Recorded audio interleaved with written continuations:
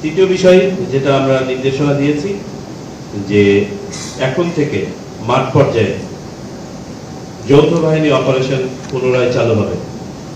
সেই যৌথ বাহিনীর অপারেশনের অন্যতম লক্ষ্য হবে অবৈধ অস্ত্র ও গোলাবারুদ উদ্ধার, সন্ত্রাসীদের গ্রেফতার এবং আইনের আওতায় নিয়ে আসা এবং সার্বিকভাবে সাধারণ মানুষের মাঝে, ভোটারদের মাঝে, প্রার্থীদের মাঝে, দলগুলোর মাঝে একটা আস্থার পরিবেশ তৈরি করা।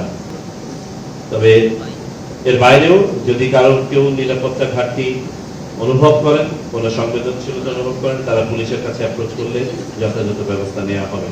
আপনারা জানেন যে বর্বরচিত এক হামলায় আমাদের জুলাই যোদ্ধা শরীফ ওসমান হাদি শাহাদাত বরণ করেছেন। এই ঘটনাকে কেন্দ্র করে গত 7-8 দিন পুরো জাতি আমরা শোকে মুহ্যমান ছিলাম এবং আমাদের ফোকাসটা ওদিকেই ছিল। কিন্তু মাঠ পর্যায়ে নির্বাচনী কার্যক্রম চলমান আছে এবং অন্যান্য জায়গায় নির্বাচনী পরিবেশ নিয়ে সন্তুষ্টি প্রকাশ করা হয়েছে।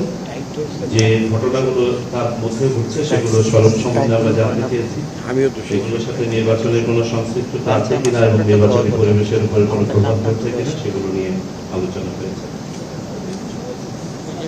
আমরা সুনির্দিষ্টভাবে কতগুলো নির্দেশনা আছে নির্বাচন কমিশনের পক্ষ থেকে দিয়েছি।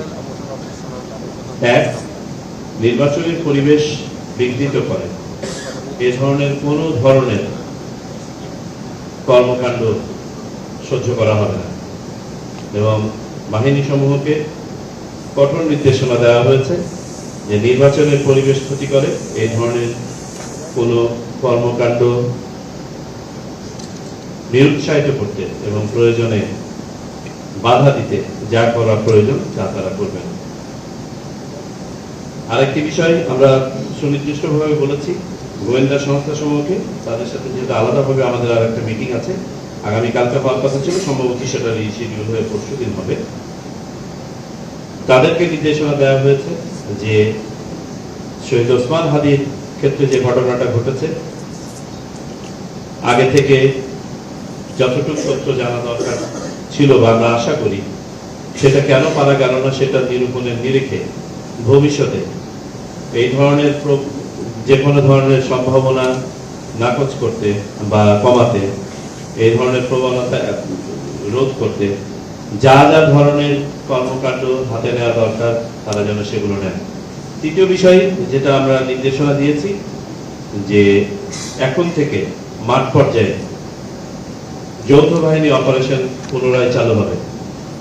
সেই যৌথ বাহিনীর অপারেশনের অন্যতম লক্ষ্য হবে অবৈধ অস্ত্র ও গোলাবারুদ উদ্ধার, সন্ত্রাসীদের গ্রেফতার এবং আইনের আওতায় নিয়ে আসা এবং সার্বিকভাবে সাধারণ মানুষের মাঝে, ভোটারদের মাঝে, প্রার্থীদের মাঝে, দলগুলোর মাঝে একটা আস্থার পরিবেশ তৈরি করা। আমরা বিভিন্ন এলাকা ভিত্তিক চেক পয়েন্ট এস্টাবলিশ করে চেক পয়েন্ট অপারেশনের উপর গুরুত্ব দিয়েছি।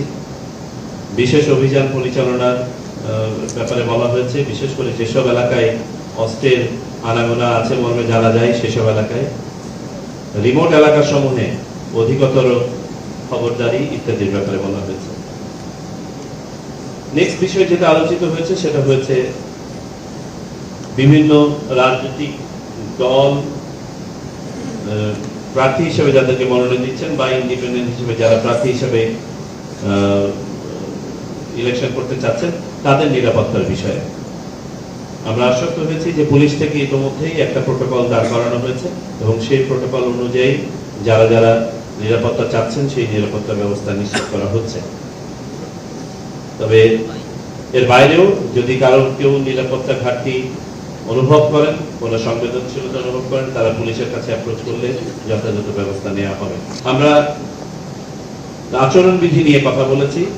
জেনারেলি নির্বাচন কমিশন এতে সন্তুষ্টি প্রকাশ করেছে। প্রাথমিকভাবে যে আচরণবিধি অবলম্বনের ব্যাপারে সামগ্রিকভাবে কিছু ব্যত্যয় আছে, কিন্তু সামগ্রিকভাবে রাজনৈতিক দল এবং প্রার্থীদের সহায়ক ভূমিকা লক্ষ্য করা যাচ্ছে এবং এটার জন্য তাদেরকে আমরা সাধুবাদ জানাই। একইভাবে আরেকটা বিষয় আমরা জানতে চেয়েছিলাম যে সাম্প্রতিক সময়ে বেশ কিছু জায়গাতে নাশকতামূলক কর্মকাণ্ড হয়েছে। এই নাশকতামূলক কর্মকাণ্ডের সাথে নির্বাচনের কোনো সম্পৃক্ততা আছে কিনা, পরোক্ষভাবে নির্বাচনের পরিবেশকে বিঘ্নিত করছে কিনা বলার অপেক্ষা রাখে না যে কিছুটা হলেও তো এটা নির্বাচনের পরিবেশের উপর প্রভাব ফেলে, কারণ আমরা এগুলো নিয়ে কথা বলতে ব্যস্ত হয়ে যাচ্ছি, নির্বাচনের পরিবেশ ডেফিনেটলি বিঘ্নিত হচ্ছে। তবে আমাদেরকে প্রাথমিকভাবে যে মূল্যায়ন জানানো হয়েছে সংশ্লিষ্ট সকল সংস্থা থেকে, যে এইসব কর্মকাণ্ডের সাথে মূলধারার কোনো রাজনৈতিক দলের কোনো সম্পৃক্ততা এখনো পাওয়া যায়নি এবং তারা সবাই এই সকল কর্মকাণ্ডকে সমর্থন না করে বরং এগুলোর বিরূপ প্রভাবের উপরেই আলোকপাত করেছেন এবং এগুলোকে তারা ডিফাই করেছেন।